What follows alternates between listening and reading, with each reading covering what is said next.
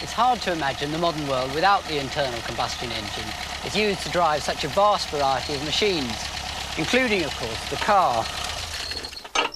It was the invention of the engine that made the whole idea of the car possible. The principle on which it works is really quite simple. It's really just like a cannon, the explosive fuel forcing out whatever's inside the barrel. This is actually a firework mortar, and it forces out this cylindrical shell, and the explosive fuel is the gunpowder in the bottom. Put it in here.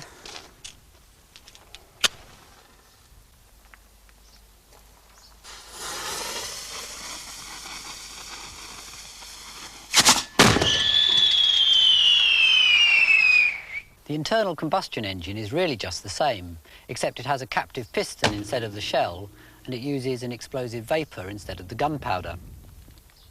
Although the idea is very simple, it hasn't been easy to tame the violent energy of all these explosions thousands of times a minute. In this programme, I'm going to look at this wild, unlikely contraption and also at its fuel. Almost all internal combustion engines use a fuel based on crude oil.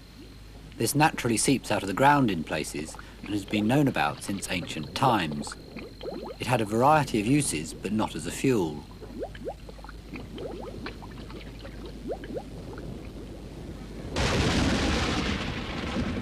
It's mentioned several times in the Bible. Noah was instructed by God to use it for waterproofing his ark.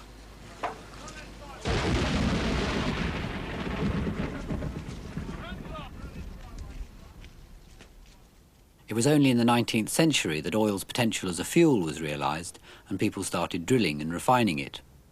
One of the products of the refining was a volatile gas oil, or petrol.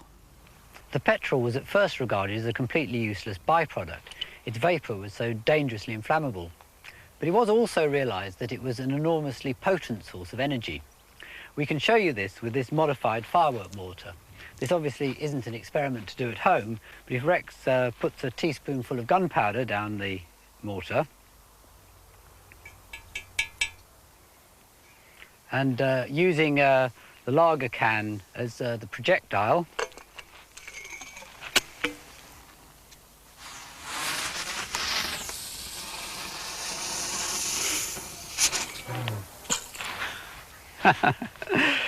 oh dear, well, it is not very powerful. Well, now we're going to compare this with a teaspoonful of petrol and see how far that goes. This time we're igniting it with a spark plug in the side.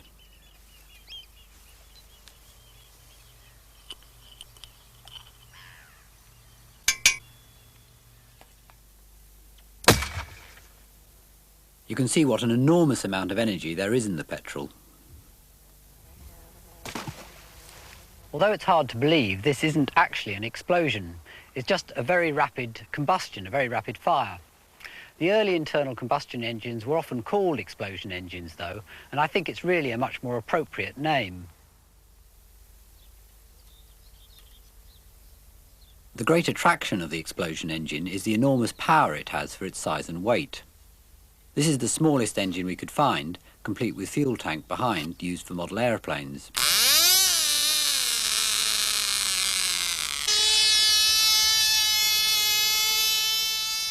Even this has enough power to pull Rex round at quite a speed, though it takes a bit of time to gather momentum.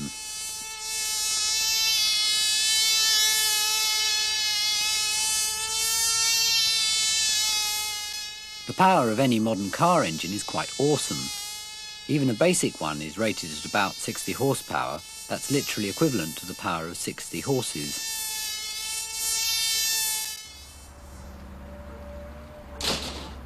The first successful explosion engine was built by an inventor called Etienne Lenoir in 1859. He simply threw away the boiler of a steam engine and modified it so that it would ignite the piped gas supplied for lighting. Unfortunately, the violence of the explosions tended to damage the piston and valves, and it was much less efficient than the original steam engine. Ooh, sit down.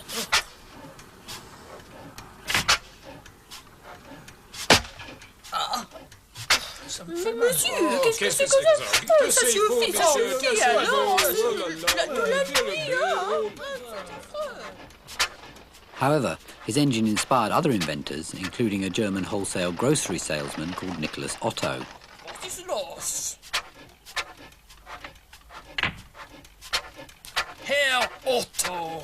Enchanté. Oh, Himmel! Otto came up with an engine that was much more efficient.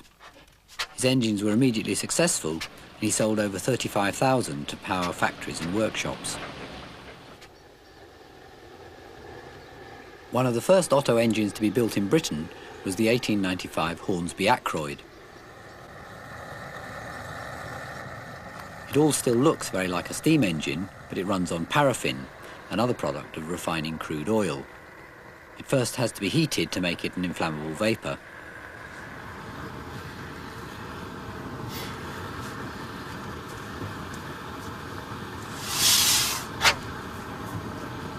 It's a two-man job to start it, and it never goes round faster than 100 times a minute.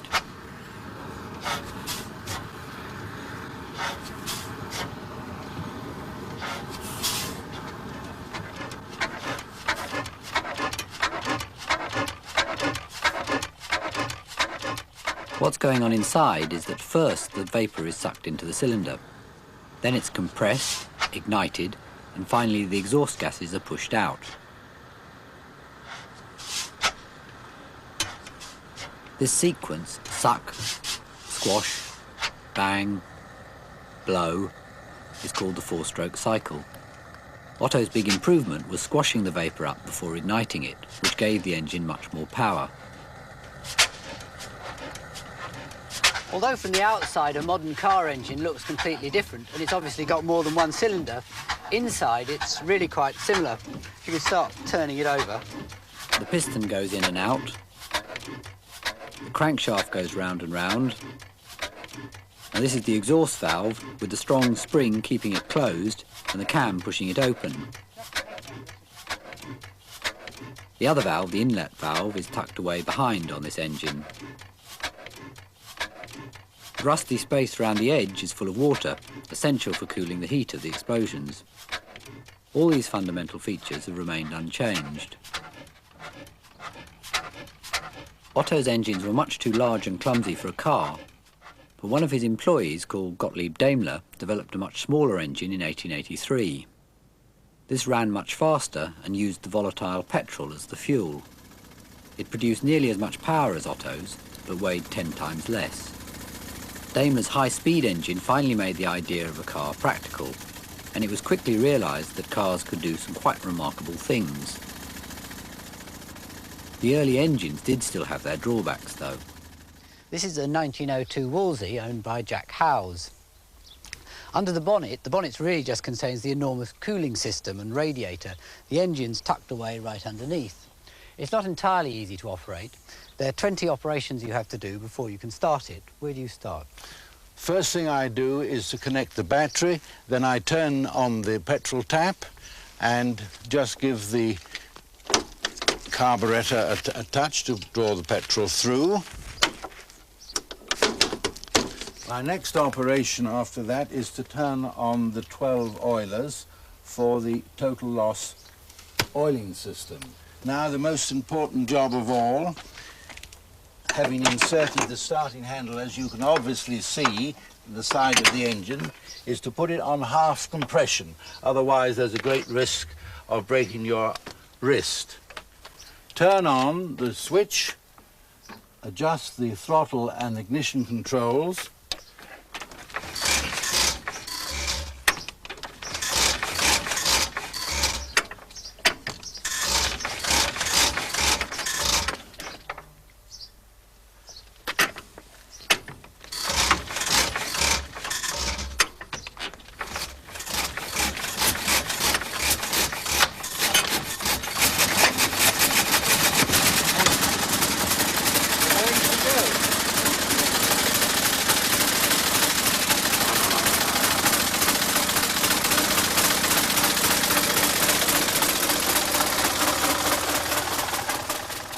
It's not just tricky to get it going. There are two levers controlling the fuel and ignition that have to be skillfully adjusted as you drive along. One false move and the thing stalls. Also, the engine's very inefficient by today's standards, only doing about 12 miles to the gallon. And the total loss oiling system leaves a trail of oil along the ground wherever it goes.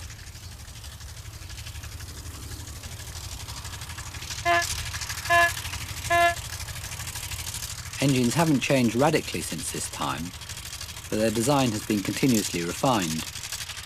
Arguably, the biggest single improvement has been in the oil and how the engine puts it to use. An engine wouldn't last for long without oil. The oil's fed through holes in the castings to all the bearings. There's actually an enormous amount of oil being pumped round all the time. I can show you this if I knock a hole in the oil filter. This may be a bit messy.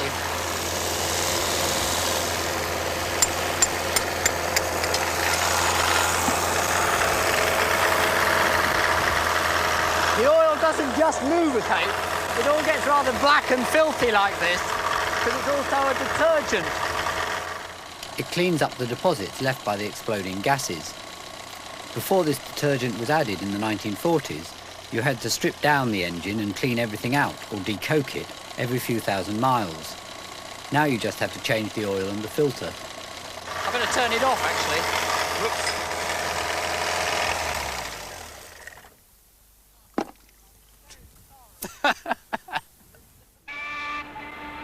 Many of the improvements in oil and petrol have been made possible by more sophisticated refining of the crude oil.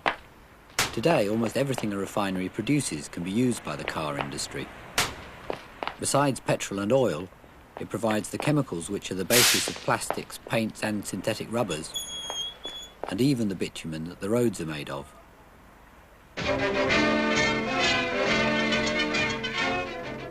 Gasoline, liquid power to run millions of automobiles everywhere. Yet, how many know what happens to the gas after it is poured into the gas tanks, or realize the care that motor car engineers have taken to give each drop an equal chance to do its duty? Gasoline is powerful, but each drop can give a 100% account of himself only when he finds the most efficiently designed gasoline system to help him along his journey. For a successful life, every drop of gasoline depends entirely upon what happens to him after he gets in the swim. First, the fuel has to be mixed with air. The air comes in through the large air filter on top of the engine, and it's mixed with the fuel inside the carburettor. It's easiest to see the principle of the carburettor with this model. We've used a vacuum cleaner to represent the engine because it's sucking in air all the time. It simply sucks the fuel up and mixes up this little tube and mixes it with the air in here. Here we're going to use red ink instead of petrol so that you can see it more clearly. Petrol by itself isn't explosive, only the mixture of petrol vapour and oxygen from the air. You can see the petrol being sucked in looking down a real carburettor.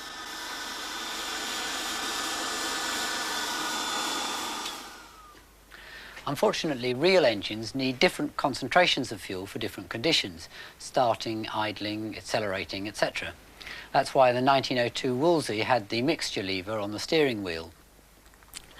Modern carburettors make all these adjustments automatically, but this is why they're so fiendishly complicated.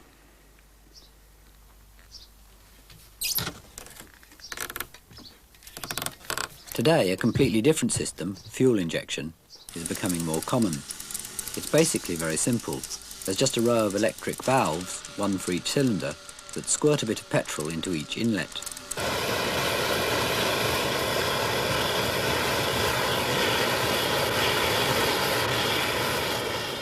The precise length of time the valve opens, controlled by a computer, varies the amount of fuel injected very accurately.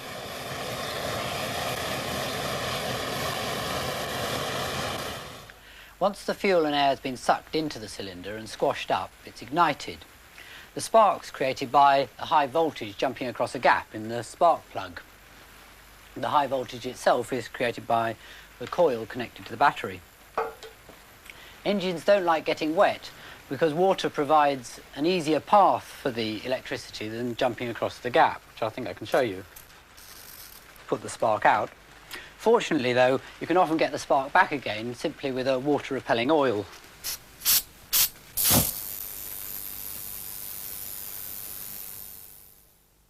Although the ignition should be started by the spark, petrol's a complicated mixture of chemicals, some of which are quite unstable. These can ignite spontaneously under heat and pressure, causing a sort of uneven explosion called detonation or knock. As engines have become more powerful over the years, knock has become more of a problem. It can be overcome either by damping the unstable compounds with lead additives, or in lead-free petrol by refining the unstable compounds out. The other option, used in diesel engines, is to refine the fuel less and to compress it more. The more the fuel squashed up in the cylinder, the hotter it gets. It can get so hot that it ignites spontaneously without any spark.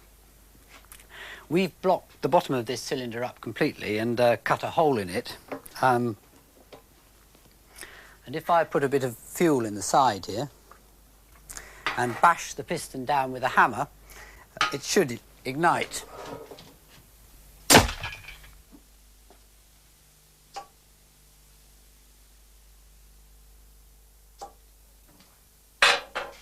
If I blow out the burnt gases, there may be enough fuel left to make it work a second time.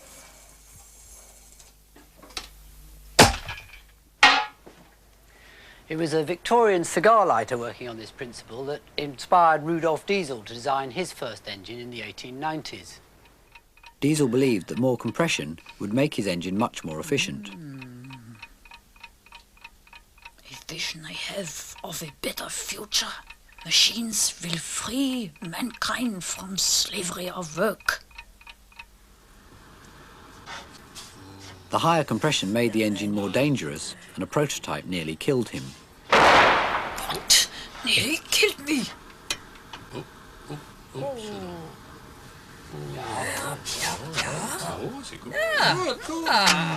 By 1895, though, Diesel had a design which ran on cheap fuel and was twice as efficient as any other engine of its time.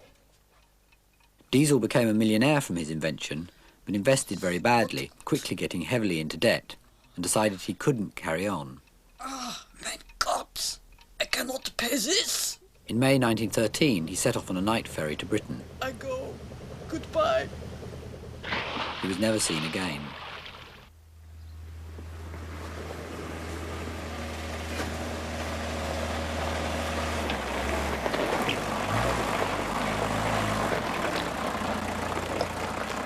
Today, the diesel engine has been greatly improved and it's now fitted in many cars. This contraption, which Rex and I built for a TV series a few years ago, is diesel-powered. The engine, from a Volkswagen Golf car, hardly looks any different from a petrol one. However, as Diesel originally thought, the higher compression does make the engine more efficient and do more miles to the gallon. Here, as well as driving the vehicle, the engine's also powering a hydraulic lift.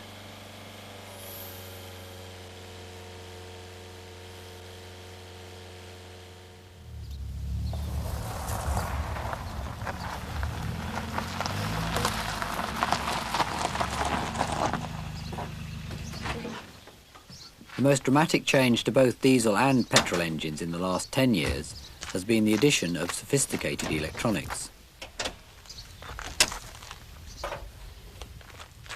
This modern car engine, compared to the earlier ones, is horrendously complicated. For example, there's two computers on board. One controls the electronic fuel injection and another one controls the cruise control. Even though the engine is much more complicated, this makes the most of every drop of fuel and gives greater fuel economy and power. Although the complex electronics would be impossible to repair by the roadside, I've driven 80,000 miles in it, and even with my poor maintenance, it's never even failed once. The engine's improved enormously since 1900. It starts at a flick of a switch. It's incredibly powerful. And it's really very reliable. But it's still far from perfect. Despite its power, it's really very wasteful. 4/5 of the energy released by the petrol is simply lost as heat through the radiator and the exhaust. And the exhaust gases themselves pose even worse problems.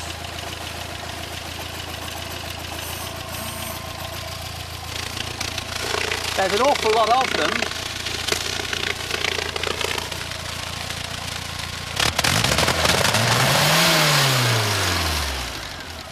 The average car releases 4 times its own weight in exhaust gases during its life. And it's all pretty horrid stuff. This wasn't such a problem when there weren't so many cars around. If we are to realize in full the motor car's vast potential for good, we must use it and care for it wisely. The motor car has been the key to open new horizons, not for the few, but for all. And all of us share in the responsibility of safeguarding the benefits it has brought. If we plan for the future, if we look ahead to clear all obstacles and roadblocks, if we recognize the importance of this great individual freedom of movement, the motor car will be the key to our ever-widening horizons of tomorrow. Beautiful for spacious skies, for antler waves of grain, for purple mountain majesty above the fruited plain.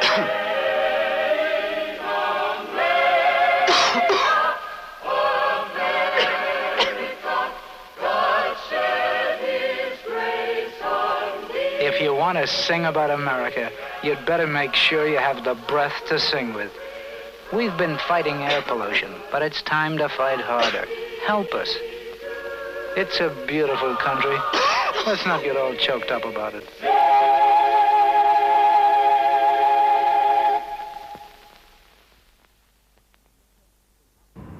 In an attempt to clean up the exhaust gases, catalytic converters are gradually becoming compulsory all over the world. Oh, Dad! Dad, it smells all funny! Dad, stop! Recent reports from America suggest in practice catalysts may only remove about 30% of the poisonous gases because the engine needs careful maintenance for them to work properly. Oh, not to worry, sir. Trouble with the catalytic are very common these days. I'll just adjust this screw and then that'll be all right. Even when they do work perfectly, they only convert the gases to carbon dioxide, the greenhouse gas. It's getting awfully hot. I'm boiled, Dad.